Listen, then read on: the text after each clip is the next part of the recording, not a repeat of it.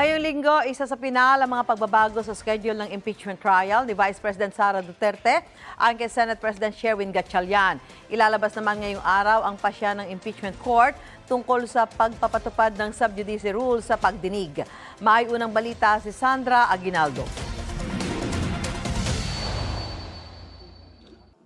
Matapos makansela ang 2 araw ng impeachment trial dahil sa masamang panahon, magpapatuloy ang pagdinig ni Vice President Sara Duterte.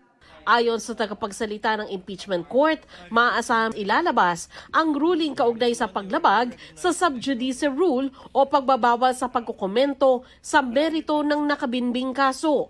Kasunod yan ang babala ni Presiding Officer Chiz Escudero sa depensa at prosecution kaugnay sa pagkukomento sa social media tungkol sa trial. Basta po ang resolusyon na sasabihin ng presiding officer ay nauukol po doon sa coverage ng Rule 18 po ng Senate Impeachment Rules. Kasama po dyan yung parties, yung senator judges, pati sarili niya, yung presiding officer, at pati po yung mga counsels, both the defense and the House prosecution panel, pati yung mga private prosecutors or private counsels. Nakasaad sa Rule 18 ng Rules of Procedure on Impeachment Trials na dapat iwasan ng presiding officer at mga miyembro ng Senado ang pagsasalita tungkol sa merito ng nakabinbing impeachment case. Nag-a-apply rin ito sa prosecutors, taong naharap sa impeachment, kanilang mga abogado at mga testigo.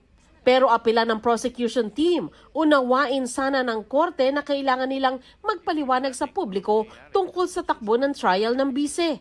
Itong impeachment, hindi naman kasi ito kagaya ng normal na mga court hearing. Ito ay imbued with public interest. Nararapat lamang na maintindihan nila at malaman nila kung ano talaga ang nangyayari. Sana mabigyan kami ng konting flexibility kasi ang kalaban namin dito ay fake news.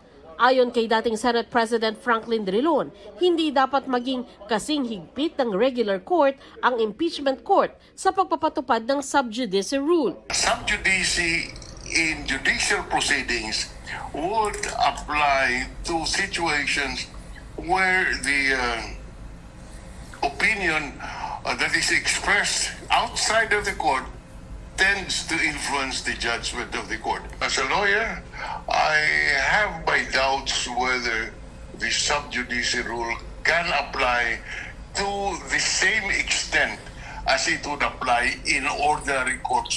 Sabi ni Drilon na veterano ng ilang nagdaang impeachment trial, hindi rin maituturing na paglabag ang social media post ni prosecution lawyer, Attorney Amando Virgil Ligutan, tungkol sa pagtatanong ng misleading questions na inalmahan ng depensa sa harap ng senator judges. That by itself is not sub judice because it has nothing to do with trying to influence or sway the opinion of judges, but rightly or wrongly, it comments on the competence of the defense counsel. Hiningan namin ang reaksyon ng abogado ng bise pero wala pa itong sagot.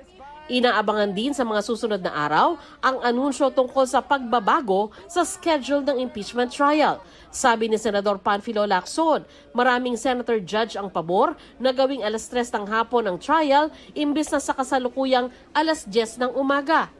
Sabi naman ni Senate President Sherwin Gatchalian, ipa-finalize nila ang proposal na ito ngayon linggo. Kailangan din daw bigyan ng panahon ang iba't ibang partido para makapag-adjust. Ito ang unang balita. Sandra Aguinaldo, GMA News.